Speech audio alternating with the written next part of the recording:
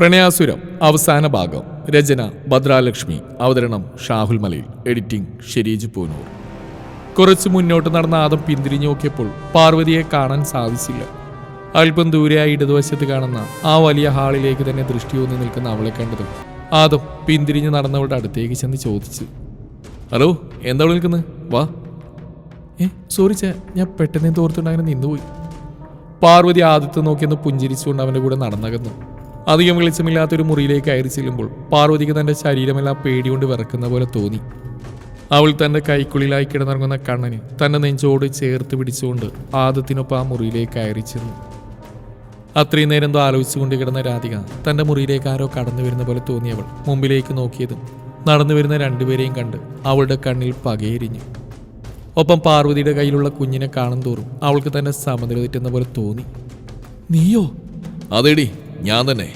Kurisingal Adam John. എങ്ങനെയുണ്ട് ഇവിടുത്തെ സുഖവാസം? സുഖം തന്നെയല്ലേ? ചെമ്പകശ്ശേരി തറവാട്ടിലെ രാധിക തമ്പുരാട്ടിക്ക് നീ തളർന്നു കിടക്കുകയാണെങ്കിലും ആ നിസ്സഹായാവസ്ഥയിൽ പോലും രാധികയുടെ കണ്ണിൽ ആദമിനെ കൊല്ലാനുള്ള പക അവന് കാണാമായിരുന്നു. നീയൊന്നും അലത്തും, എന്നാലും സമ്മതിച്ചിരിക്കുന്നു. പഴയ പ്രസരിപ്പെല്ലാം നഷ്ടപ്പെട്ട് എല്ലും തൂലേക്ക് കിടക്കുന്ന നിനക്ക് ഇപ്പോഴും അഹങ്കാരത്തിന് മാത്രമേ കുറവില്ല. അല്ലടി, ഇത്രയൊക്കെ അനുഭവിച്ചിട്ട് നിന്റെ സ്വഭാവത്തിന് മാത്രമേ മാറ്റം വന്നിട്ടില്ലെന്ന് ഓർക്കുമ്പോ, അല്ല പറഞ്ഞിട്ട് കാര്യമില്ല. ചില ജന്മങ്ങൾ അങ്ങനെയാ. എത്രയൊക്കെ പഠിച്ചാലും വീണ്ടും വീണ്ടും തെറ്റുകൾ തന്നെ ചെയ്തുകൊണ്ടേയിരിക്കും. അതിന് ഉദാഹരണമാണല്ലോ എൻ്റെ മുന്നിൽ കിടക്കുന്ന രാധിക മേഡം. നീ ജയിച്ചു എന്ന് വിചാരിക്കേണ്ട ആദം. നിങ്ങൾ സ്വസ്ഥമായിട്ട് ജീവിക്കാൻ ഞാൻ ഒരിക്കലും സമ്മതിക്കില്ല. ഈ തളർന്ന് ചത്ത ശവമായി കിടക്കുന്ന നീ ഇനി എന്ത് ചെയ്യാനാണ് രാധിക? അല്ല, ഇത്രയ്ക്ക് ശൗര്യം കാണിക്കുന്ന നീ ഒരു കാര്യം അറിഞ്ഞില്ലേ? സത്യത്തിൽ ആ ഒരു കാരണം കൊണ്ടാണല്ലോ ഞാൻ നിന്നെ വന്ന് കണ്ടതുപോലും. എന്ത് കാരണം? തന്റെ മുഖം ചുളിച്ചുകൊണ്ട് രാധിക ചോദിച്ചു. അപ്പൊ ആരും നിന്നോട് ഇതുവരെ പറഞ്ഞിട്ടില്ല? എങ്കിൽ കേട്ടോ, നിനക്ക് ക്യാൻസറാ, അതും നട്ടെല്ലിന്. രോഗം വ്യാപിച്ചു കഴിഞ്ഞ രാധിക ലാസ്റ്റ് സ്റ്റേജായിപ്പോ. ഇന്നലത്തെ റിപ്പോർട്ടിൽ അത് വ്യക്തമായി പറഞ്ഞിട്ടുണ്ട്. ഇടയ്ക്കിടയ്ക്ക് നിനക്ക് വരുന്ന ബാക്ക് പെയിന് അതിൻ്റെ തെളിവായിരുന്നു. ഒരു നിമിഷം രാധിക ഇടിവെട്ടേറ്റ പോലെ നിന്നുപോയി. അതെ, തുടർച്ചയായിട്ടുള്ള ബാക്ക് പെയിനും സഹിക്കാൻ പറ്റാത്ത വേദനയും തുടങ്ങിയിട്ട് കാലങ്ങളായി. ആദ്യമൊന്നും ആരോടും പറയാതെ കിടന്നു. അന്ന് തനിക്ക് ജന്മം തന്ന സ്ത്രീയുടെ കൈകൾ കൊണ്ടുള്ള കുത്തു കിട്ടിയതുകൊണ്ടായിരിക്കാം ഈ വേദന എന്നാണ് കരുതിയത്. പക്ഷെ ഇന്നലെ ആയപ്പോൾ വേദന സഹിക്കാവുന്നതിൽ അപ്രായതുകൊണ്ടാണ് അലറി കരഞ്ഞു പോയത്. ഞാൻ വിശ്വസിക്കില്ല, വിശ്വസിക്കില്ല. ഒന്നനങ്ങാൻ കൂടി പറ്റാതെ രാധിക ബെഡിൽ കിടന്ന് അലറി കരഞ്ഞുകൊണ്ട് പറഞ്ഞു, അയ്യോ പതിയെ, എൻ്റെ മോനുണരേ. നീ എന്തിനാ ഇങ്ങനെ കിടന്ന് അലർന്ന്?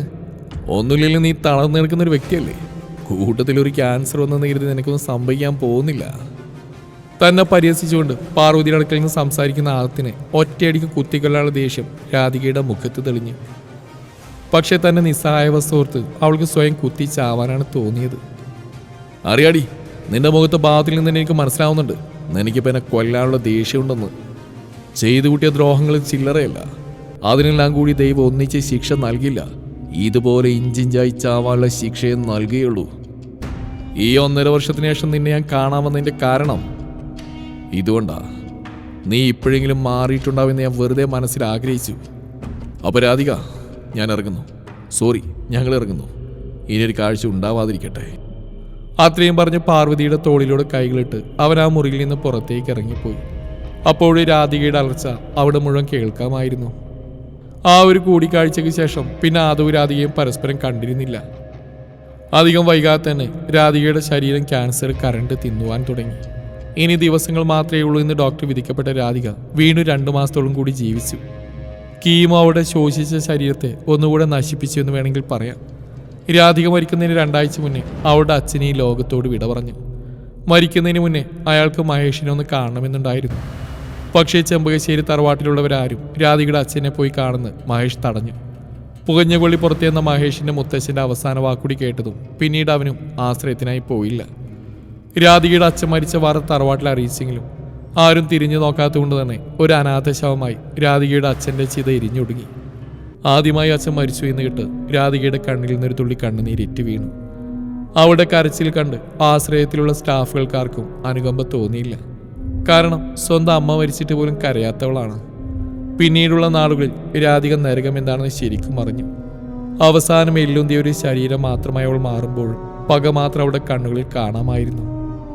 മരണം അവസാന നിമിഷവും ഒരതിഥിയെപ്പോലെ അവിടെ അടുത്തേക്ക് നടന്നെത്തുമ്പോഴും അവിടെ കണ്ണുകളിൽ ആദത്തിന്റെ മുഖം തെളിഞ്ഞു വന്നു. പക്ഷേ ആ കണ്ണുകളിൽ പ്രണയത്തിന് പകരം പകയായിരുന്നു അവസാനവും കാണാൻ സാധിച്ചത്. രാധികയുടെ മരണം കുരിശിങ്കലിലോ ചെമ്പകശ്ശേരി തറവാട്ടിലോ യാതൊരു ചലനവും സൃഷ്ടിച്ചില്ല. അവരുടെ എല്ലാം മനസ്സിൽ രാധിക എന്നോ മരിച്ചുപോയതാണ്. അതുകൊണ്ട് തന്നെ അവളുടെ മരണവാർത്ത കേട്ടതും അവളെ അറിയുന്ന ആരുടെയും കണ്ണിൽ നിന്നും ഒരു തുള്ളി കണ്ണുനീർ അവൾക്ക് വേണ്ടി ഇറ്റു വീണില്ല. ഈ 1.5 വർഷങ്ങൾക്കിടയിൽ കുരിശിങ്കൽ തറവാട്ടിൽ അല്പം മാറ്റമൊക്കെ വന്നു. നമ്മുടെ പിള്ളേരെല്ലാം ഒന്ന് കെട്ടി. ആൽവിനും കല്യാണം കഴിച്ചത് ഇരട്ട പെൺകുട്ടികളെയാ. അന്ന് ഹോസ്പിറ്റലിൽ വെച്ച് ആൽവിനെ തട്ടിയിട്ട കരിനീല കണ്ണുകാരി. പിന്നീട് പല സന്ദർഭങ്ങളിലും അവളെ അവൻ കണ്ടിരുന്നു. പക്ഷെ ഒഫീഷ്യലായിട്ട് വല്യപ്പച്ചൻ്റെ സുഹൃത്ത് വഴി വന്ന ഒരു പെണ്ണ് കാണൽ ചടങ്ങായിരുന്നു അത്.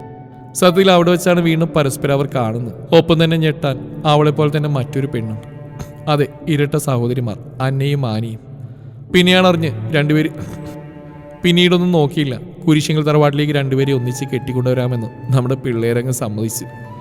ഇവരുടെ കെട്ടിൻ്റെ കൂടെ ജോയിയുടെയും ക്രിസ്റ്റിയുടെയും വിവാഹം കൂടി കഴിഞ്ഞു.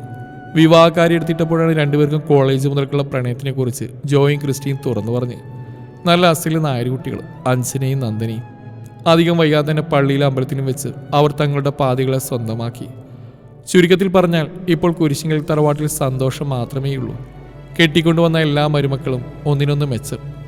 ആദ്യത്തിൻ്റെ 2 ആൺമക്കളായ അച്ചുവിനെയും അപ്പുവിനെയും ഒപ്പം ഡെവിയുടെ മക്കളായ ഏഞ്ചലിനെയും താഴെ വെക്കാതെയാണ് എല്ലാവരും കൊണ്ടുനടക്കുന്നത്. ഇടയ്ക്ക് മഹേഷും മൃദുലയും കുടുംബമായി വരാറുണ്ട്. അവർ കൂടി വന്നു കഴിഞ്ഞാൽ പിന്നീട് ഒരു ഉത്സവമാണ് കുരിശിങ്കലിൽ. മഹേഷേട്ടാ, കുരിശിങ്കലിൽ ചെന്ന സമയം പോകുന്ന അറിയുന്നേ ഇല്ല അല്ലേ? മൃദുല ഷർട്ട് ഹാങ്ങറിൽ തൂക്കുന്ന മഹേഷിനോടായി പറഞ്ഞു. അത് നീ പറഞ്ഞത് ശരിയാ. എന്തൊരു സന്തോഷമല്ലേ അവിടെ. എന്തൊക്കെ പറഞ്ഞാൽ വല്ലാത്തൊരു പോസിറ്റീവ് എനർജി ആ വീട്ടിലേക്ക് അരിച്ചെല്ലുമ്പോൾ തന്നെ. അല്ല മഹേഷേട്ടാ, മനു വിളിച്ചിരുന്നോ? ചെറിയമ്മ ഇപ്പം എന്നോട് ചോദിച്ചിട്ടേ ഉള്ളൂ. അവനെ വിളിച്ചിട്ട് കിട്ടിയില്ലെന്ന് പറഞ്ഞ്. ആ വിളിച്ചിരുന്നു. നാളെ രാവിലെ എത്തുന്ന എന്നോട് പറഞ്ഞു. നീ ചെറിയമ്മോട് പറയാതിരിക്കരുത്, പാത്തിന് ടെൻഷനാവും. ഇല്ല മഹേഷേട്ടാ, ഞാൻ പറഞ്ഞോളാം. അത്രയും പറഞ്ഞ് മൃദുല ബാത്റൂമിലേക്ക് ഫ്രഷ് ആവാൻ വേണ്ടി കയറാൻ പോയതും പെട്ടെന്നാണ് മഹേഷ് അവിടെ ഇടുപ്പിലൂടെ കൈകൾ ചേർത്ത് അവളെ അവനിലേക്ക് ചേർത്ത് നിർത്തിയത്. ഒരു നിമിഷത്തെ അവൻ്റെ പ്രവൃത്തിയിൽ മൃദുലയാകെ ഞെട്ടിത്തരിച്ചു പോയി. മഹേഷേട്ടാ, എന്താ ഇത്? നിന്നെ ഒന്ന് സ്നേഹിക്കാൻ തോന്നുക. എത്ര ദിവസമായിടി ഒന്ന് അടുത്ത് കിട്ടിയിട്ട്. സത്യത്തിൽ മഹേഷിന്റെ വശ്യമായ നോട്ടത്തിൽ മൃദുലക്ക് തന്നെ നാവിലും ഉമിനീരെല്ലാം വറ്റി വരണ്ട പോലെ തോന്നി. അവൾ എന്തോ അവനോട് പറയാനൊരുങ്ങിയതും അതിനു മുന്നേ മഹേഷ് അവളുടെ ചെഞ്ചുണ്ടുകളെ സ്വന്തമാക്കിയിരുന്നു. ആ രാവ് അവർക്കൊരു പുതിയ പ്രണയകാവ്യം തന്നെ രചിക്കാനുള്ള രാത്രിയായി മാറി. ഫ്രഷായി ബാത്റൂമിൽ നിന്ന് ഇറങ്ങി വന്ന ആദം പാർവതി അവിടെയെല്ലാം തിരഞ്ഞു. പക്ഷേ അവൾ അവിടെയൊന്നും കാണാൻ സാധിച്ചില്ല. ബാൽക്കണിയുടെ ഡോർ തുറന്നെടുക്കുന്ന കണ്ടതും കയ്യിൽ നിന്ന് ടവൽ സ്റ്റാൻഡിൽ വിരിച്ചിട്ടുകൊണ്ട് ആദം അവിടേക്ക് നടന്നെടുത്ത്. ആദം നോക്കുമ്പോൾ മുകളിലെ ആകാശത്തേക്ക് നോക്കി നിൽക്കുകയാണ് പാർവതി. അവൻ ശബ്ദമുണ്ടാക്കാതെ പതിയെ നടന്നു വന്നവളെ പിറകിലൂടെ ഇറുകെ കെട്ടിപ്പുണർന്നു. കുളിച്ചു വന്നതിനാൽ ആദത്തിന്റെ നഗ്നമായ ശരീരത്തിൽ നിന്ന തണുപ്പ് പാർവതിയുടെ ശരീരത്തിലേക്ക് ഇരച്ചു കയറി. അവന്റെ കൈകൾ അവിടെ നഗ്നമായ വയറിനെ ഒന്ന് തഴുകി. അത്രയും നേരം മിണ്ടാ നിന്ന പാർവതി അവനോട് പറഞ്ഞു, വീട്ടിച്ചായ. അവൾ അവനിൽ നിന്ന് കുതറിമാറാൻ നോക്കി. പാറു. അവൻ അവളോട് എന്തോ പറയാനായി തുടങ്ങുമ്പോഴേക്കും അവൾ അവൻ്റെ ചുണ്ടിൽ അമർത്തി ചുംബിച്ചിരുന്നു. ഒരു കള്ളച്ചിരിയാലെ ചുണ്ടുകൾ വേർപ്പെടുത്താൻ പാർവതി ഒന്ന് ശ്രമിച്ചെങ്കിലും അതിന് സമ്മതിക്കാതെ ആദം അവളുടെ കീഴ്ചുണ്ട് കടിച്ചെടുത്ത് നുണഞ്ഞു തുടങ്ങിയിരുന്നു. പതുക്കെ നുണഞ്ഞു തുടങ്ങിയ അവൻ്റെ ചുണ്ടുകൾ അവളുടെ ചുണ്ടിൽ ആഴത്തിൽ ആഴ്ന്നിറങ്ങി. ആദത്തിൻ്റെ അങ്ങനെയുള്ള പ്രവൃത്തിയിൽ പാർവതി ഒന്ന് പിടഞ്ഞുപോയി. ആദം അവളുടെ കീഴ്ചുണ്ടിനെ വിട്ടകന്ന് അവളുടെ മേൽച്ചുണ്ടിലേക്ക് ചേക്കേറി. ഈ സമയം ആദത്തിൻ്റെ കൈകൾ അവളുടെ ടോപ്പിൻ്റെ ഇടയിലൂടെ അവളുടെ നഗ്നമായ വയറിനെ ഒന്ന് തഴുകി. അവൻ്റെ കൈകളുടെ മാന്ത്രികതയിൽ അവളൊന്ന് പിടഞ്ഞുപോയി. ആദത്തിൻ്റെ കൈകളുടെ സഞ്ചാരപാത മാറി തുടങ്ങിയെന്ന് കണ്ടതും പാർവതി അല്പം കിതപ്പോടെ അവനോടായി പറഞ്ഞു, ഇച്ചയ വേണ്ട. വേണം Parvati, I can control myself. എൻ്റെ പൊന്നലടി പെണ്ണെ, ഇപ്പം എത്ര നാളായി നമ്മൾ ഒന്നിച്ചിട്ട്? അവളുടെ ചുണ്ടിൽ അമർത്തി ചുംബിച്ചുകൊണ്ട് ആദം ചോദിച്ചു. സത്യത്തിൽ അവൻ്റെ വികാരം നിറഞ്ഞ കണ്ണുകളിലേക്ക് നോക്കാൻ പാർവതിക്ക് നാണം തോന്നി. പാർവതിയുടെ മുഖത്തെ ചുവപ്പ് രാശിയിലേക്ക് നോക്കിക്കൊണ്ട് തന്നെ ആദം അവളെ കോരിയെടുത്ത് ബെഡിലേക്ക് നടന്നു. പാർവതിയെ ബെഡിലേക്ക് ചേർത്ത് കിടത്തി അവളുടെ മുകളിൽ കൈകുത്തി നിന്നവൻ. അവൻ്റെ തീക്ഷ്ണമായ നോട്ടം തന്നിൽ എന്തോ പരവേശമോ മറ്റെന്തൊക്കെയോ വികാരം വന്ന് മൂടുന്ന പോലെ പാർവതിക്ക് തോന്നി. തൻ്റെ ഇച്ഛായനെ നോക്കാൻ സാധിക്കാതെ പാർവതി തൻ്റെ കണ്ണുകൾ ഇറുകെ അടച്ചു. പാറൂട്ടി, ഇച്ചായൻ്റെ പാറൂട്ടി ഒന്ന് കണ്ണു തുറന്നേ. അവൻ്റെ ചുടുനിശ്വാസം അവളുടെ കാതിൽ പതിച്ചപ്പോൾ അവൾ കണ്ണുകൾ തുറന്നു നോക്കി. അവൻ്റെ മുഖം അവളുടെ മുഖത്തോട് ചേർത്തു. അവൻ്റെ ചുണ്ടുകൾ ആദ്യം പതിഞ്ഞത് അവളുടെ മുഖത്തായിരുന്നു. പതിയെ പതിയെ ആ ചുണ്ടുകൾ അരിച്ചിറങ്ങി ഇരു കവിളിലുമായി പതിഞ്ഞു. ഇനിയും പിടിച്ചു നിൽക്കാൻ പറ്റില്ലെന്ന് തോന്നിയതും പാർവതി ഒരു പിടച്ചിലോട് അവൻ ആഞ്ഞു പുൽകി. എന്നെ നോക്കുവണ്ണേ പാറു, എന്നെ നോക്കുവണ്ണേ. അവൻ്റെ വശ്യമായ സ്വരം കേട്ടതും പാർവതി ആദത്തിൽ നിന്നും പിടിവിട്ട് അവനെ കണ്ണുകൾ ഉയർത്തി നോക്കി. ആ നിമിഷം അവൻ്റെ ചുണ്ടുകൾ അവളുടെ ചുണ്ടിനെ പൊതിഞ്ഞു. അവളുടെ കീഴ്ചുണ്ടിന് അവൻ സാവധാനം നുണഞ്ഞു തുടങ്ങി. പതിയെ മേൽചുണ്ടിനെയും. രണ്ടുപേരും മത്സരിച്ച് തന്നെ ചുംബിച്ചു. നാവുകൾ നാഗങ്ങളെപ്പോലെ കെട്ടുപിണഞ്ഞു. സാവധാനം തുടങ്ങിയ ചുംബനം പിന്നീട് വന്യതയിലേക്ക് വഴിമാറി. കാറ്റിന് പോലും കടന്നു ചെല്ലാൻ സാധിക്കാത്ത വിധം അവർ ഇറുകെ ഇറുകെ കെട്ടിപ്പുണർന്നു. ശ്വാസതടസ്സം അനുഭവപ്പെട്ടപ്പോൾ അവൻ അവളുടെ അധരങ്ങളെ മോചിപ്പിച്ചു അവളുടെ കഴുത്തിലേക്ക് മുഖം പൊഴുത്തി. പാർവതി ആഞ്ഞ ശ്വാസം വലിച്ചു വിട്ടു. അപ്പോഴേക്കും മാദത്തിൻ്റെ ചുണ്ടുകൾ അവളുടെ കഴുത്തിൽ പതിഞ്ഞിരുന്നു. പതിയെ പതിയെ ചുംബിച്ച് പല്ലുകൾ ആഴ്ത്തി അവൻ അവൾ ഒന്നുകൂടി തന്നിലേക്ക് ചേർത്തു പിടിച്ചു. അവൻ്റെ കൈകൾ അവളുടെ നഗ്നമായ വയറിനെ തഴുകി. ആദം പതിയെ പാർവതിയെ വിവസ്ത്രയാക്കി. അവൻ്റെ ചുണ്ടുകൾ അപ്പോഴും കുസൃതി കാണിക്കുന്നുണ്ടായിരുന്നു. പതിയെ ആദത്തിൻ്റെ ചുണ്ടുകൾ അവളുടെ മാറിൽ മുത്തമിട്ടു. ആദം പാർവതിയുടെ കൈവിരലുകൾക്കിടയിലൂടെ കൈകൾ കോർത്തു പിടിച്ചു. അവൻ്റെ ചുണ്ടുകൾ അവളുടെ മാറിടങ്ങളെ പുൽകി. വീണ്ടും അവൻ്റെ മുഖം അവളുടെ നഗ്നമായ വയറിലേക്ക് ഇരച്ചിറങ്ങി. തൻ്റെ നാവും ചുണ്ടും കൊണ്ടവൻ അവളുടെ നാഭിച്ചുഴിക്ക് ചുറ്റും കളം വരച്ചു. പൂർണ്ണനഗ്നമായ ഇരുവരുടെയും ശരീരം ഒന്നു ചേർന്നതും അതിൻ്റെ പ്രതിഫലനമെന്നോണം അവളുടെ കൈവിരലുകൾ അവൻ്റെ പുറമേനയിൽ തഴുകി. പതിയെ ആ കൈകൾ അവൻ്റെ തലമുടിയിൽ കോർത്തു വലിച്ചു. അതാദത്തിൽ ഒരുതരം ഭ്രാന്തമായ ആവേശം നിറക്കുന്നുണ്ടായിരുന്നു. അവളിൽ നിന്നൊരു ശീൽക്കാരസ്വരം പുറത്തേക്ക് വന്നു. അവളുടെ കാലുകൾ അവൻ്റെ അരക്കെട്ടിനെ ചുറ്റി പിണഞ്ഞു. പ്രണയത്തിനോടൊപ്പം തന്നെ കാമവും മുന്നിട്ട് നിന്നപ്പോൾ അവൻ അവളിലേക്ക് ആഴ്ന്നിറങ്ങിയിരുന്നു. പതിവിൽ കൂടുതൽ ആവേശമുണ്ടാദത്തിനെന്ന് പാർവതിക്ക് തോന്നി. പല സമയങ്ങളിലും പാർവതിക്ക് അവൻ നൽകുന്ന വേദന സഹിക്കാവുന്നതിലും അപ്പുറമായിരുന്നു. പാർവതിയിൽ നിന്നും പുറത്തേക്ക് വരുന്ന കരച്ചിൽ ചീലുകൾ പിന്നീട് സീൽക്കാരസ്വരങ്ങളായി മാറി. ഒരു കിതപ്പോടെ പാർവതിയുടെ മാറിലായി ആദം മുഖം പൂഴ്ത്തി. കിതപ്പടങ്ങിയതും അവൻ ഉയർന്നു പൊങ്ങി അവളുടെ മൂർത്താവിലൊന്ന് ചുംബിച്ചു. പിന്നീട് ബ്ലാങ്കറ്റ് എടുത്ത് രണ്ടുപേരെയും പുതപ്പിച്ചുകൊണ്ട് പാർവതി അവൻ തൻ്റെ നെഞ്ചിലേക്ക് ചേർത്ത് കിടത്തി.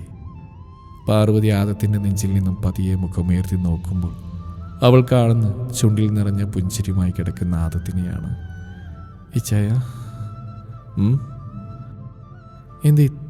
എന്താ ഇത്ര സന്തോഷം? പാർവതി അവനോടായി ചോദിച്ചതും ആദ അവൾ ഒന്നുകൂടി ഇറുകിയപ്പോഴൊന്ന് മൂർത്താവിലായി ചുംബിച്ചുകൊണ്ട് പറഞ്ഞു. ഞാനിപ്പോൾ പൂർണ്ണനായതുപോലെ തോന്നുന്നു പാർവതി. ഞാനിപ്പോൾ വളരെയധികം സന്തോഷവാൻ കൂടിയാ. ഈ സമയം ആദം പാർവതി തൻ്റെ ജീവിതത്തിലേക്ക് വന്നത് മുതലുള്ള ഓരോ മനോഹരമായ നിമിഷങ്ങളും അവൻ്റെ മനസ്സിലൂടെ മിന്നിമാഞ്ഞു പോയി. ഞാനൊരു കാര്യം പറയാം പാർവതി. ഈ ജന്മം മാത്രമല്ല, ഇനിയുള്ള എല്ലാ ജന്മങ്ങളിലും നീ മാത്രമായിരിക്കും എൻ്റെ പാതി. നിനക്കായി ഞാൻ വീണ്ടും വീണ്ടും പുനർജന്മം എടുത്ത് വരിക തന്നെ ചെയ്യും. കാരണം നീ ഇല്ലാതെ ആദം അപൂർണനാണ്. ഒരു നിമിഷം ആദത്തിൻ്റെ ആ തുറന്നു പറച്ചിലിൽ പാർവതി കണ്ണുകൾ നിറച്ച് സന്തോഷത്തോടെ അവൻ്റെ നെഞ്ചിലേക്ക് മുഖം പൂഴ്ത്തി. ഒന്നുമില്ലാത്തിടത്തു നിന്നും താൻ ഇന്നൊരു രാജ്ഞിയെപ്പോലെ ജീവിക്കുന്നതിൻ്റെ ഏക കാരണം ആദമാണ്. നല്ലൊരു കുടുംബം, കുഞ്ഞുങ്ങൾ, സഹോദരങ്ങൾ, സഹോദരികൾ, ഒപ്പം മനസ്സ് തുറന്ന് സ്നേഹിക്കാൻ മാത്രം അറിയുന്ന തൻ്റെ പ്രാണനായ ഇച്ഛായനും. ഈ ജന്മത്തിൽ താൻ എന്തുകൊണ്ടും പൂർണ്ണയായി എന്ന് ആ സമയം പാർവതിക്കും തോന്നി. നിനക്കായി ഞാനും വീണ്ടും ജനിക്കും ഇച്ഛായ. കാരണം നീയില്ലാതെ ഈ പാർവതി അപൂർണമാണ്. പാർവതി ആദത്തിൻ്റെ നഗ്നമായ നെഞ്ചിലേക്ക് ചേർന്ന് കിടന്ന് മനസ്സിലായി അവനോട് പറഞ്ഞു. ഈ കഥ ഇവിടെ അവസാനിക്കുകയാണ്. ഉണ്ടക്കണ്ണിയും കലിപ്പൻ ചെക്കനും മൊഞ്ചത്തിപ്പെണ്ണിൻ്റെ കല്യാണം തുടങ്ങി ഒരു കാലത്ത് ഒരു പിടി മനോഹരമായ കഥകൾ നമുക്ക് സമ്മാനിച്ച എഴുത്തുകാരിയാണ് ജാസ്മിൻ ഷിഹാസ്. ജാസ്മിൻ ഷിഹാസിൻ്റെ എല്ലാ കഥകളും സൂപ്പർ ഹിറ്റുകളായിരുന്നു. ഒരിടവേളയ്ക്ക് ശേഷം ജാസ്മിൻ ഷിഹാസ് വീണ്ടും എഴുതി തുടങ്ങുന്ന മംഗല്യസൂത്രം എന്ന പുതിയ കഥ മറ്റന്നാൾ മുതൽ ആരംഭിക്കുന്നതാണ്. അത്യന്തം രസകരമായ, നിങ്ങൾക്കിഷ്ടപ്പെടുന്ന ഒരു പിടി മനോഹരമായ മുഹൂർത്തങ്ങളുള്ള റൊമാൻറ്റിക് സ്റ്റോറിയാണ് മംഗല്യസൂത്രം. തുടക്കം മുതൽ കേൾക്കാൻ ശ്രമിക്കുക. ഒപ്പം നമ്മുടെ ഷാഹുൽ മലയിൽ സ്റ്റോറീസിൽ വൈകിട്ട് 4 മണിക്ക് തുളസി കഥയ്ക്ക് ശേഷം രാഖി നായർ എഴുതുന്ന നന്ദലക്ഷ്മി തുടങ്ങിയിട്ടുണ്ട്. അപ്പോൾ ഇനിയും കേൾക്കാത്തവരുണ്ടെങ്കിൽ വൈകുന്നേരം 4 മണിക്ക് ഷാഹുൽ മലയിൽ സ്റ്റോറീസിൽ തുടങ്ങിയ നന്ദലക്ഷ്മി കേട്ടു തുടങ്ങുക. കഥയെക്കുറിച്ചുള്ള നിങ്ങളുടെ അഭിപ്രായങ്ങൾ കമൻറ്റുകളായി രേഖപ്പെടുത്തുക. എല്ലാവരും സുഖമായിട്ടിരിക്കട്ടെ എന്ന് പ്രാർത്ഥിക്കുന്നു. എന്നെന്നും സന്തോഷത്തോടെ ഇരിക്കട്ടെ എന്ന് പ്രാർത്ഥിക്കുന്നു.